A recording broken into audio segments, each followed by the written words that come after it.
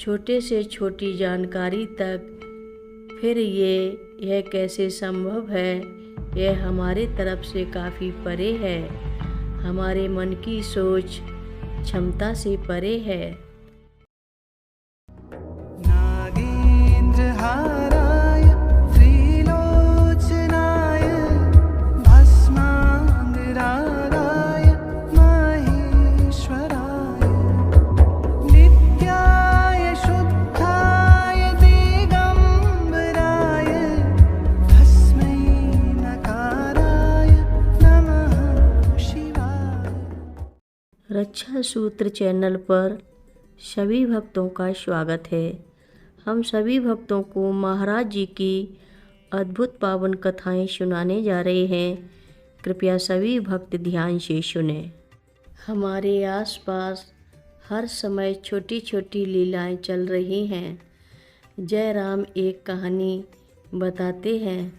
मध्य 90 के दशक में नीब करोरी बाबा आश्रम ताओस, न्यू मैक्सिको, USA में कई भक्त सिगरेट और बीड़ी पीते थे।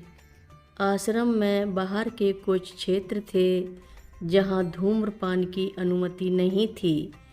यह प्रथा अब उलट दी गई है और वहां लगभग कोई ऐसे क्षेत्र नहीं हैं जहां धूम्रपान की अनुमति हो, और अब लगभग कोई भी सत्संगी वहां बीड़ी और सिगरेट नहीं पीता।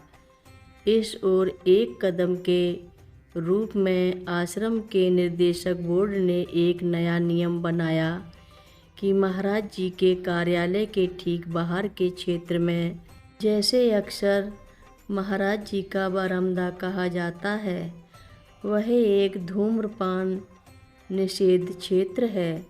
फिर भी वहाँ कई स्थानीय भक्तों ने उनके आसपास के इलाकों में धूम्रपान करना छोड़ने से मना कर दिया। मैंने कुछ समय तक इस नियम का पालन किया, लेकिन कुछ महीनों के बाद मैंने स्वयं वहाँ कभी कभी धूम्रपान करना शुरू कर दिया।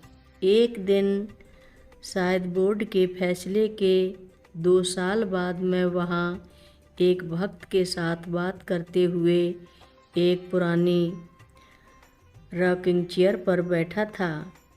हम ठीक महाराज जी के डबल डोर वाले प्रवेश द्वार के बाहर ही थे। महाराज जी का वह बरामदा बैठने के लिए एक अद्भुत स्थान है, और यह उस खेत के पार दिखने वाले अद्भुत सूर्यास्त के लिए विख्यात है। हमारा मुंह खेतों की तरफ था। मैंने एक बीड़ी निकाली।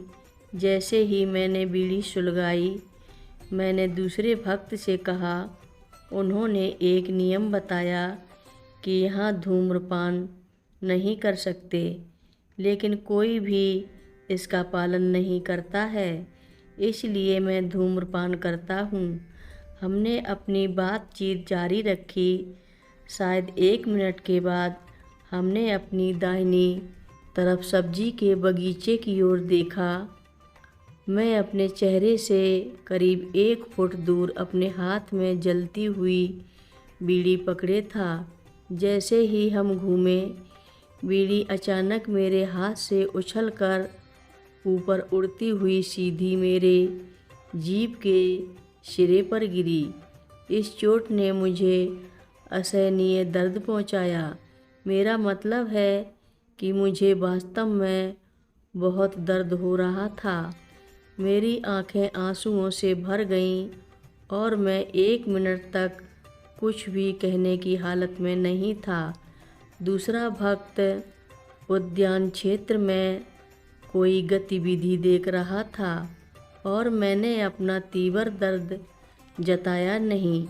यह बहुत स्पष्ट था कि महाराज जी ने वह नियम स्वयं लागू किया था, इसलिए मैं कभी भी महाराज जी के कार्यालय के पास और बरामदा क्षेत्र में धूम्रपान नहीं करता।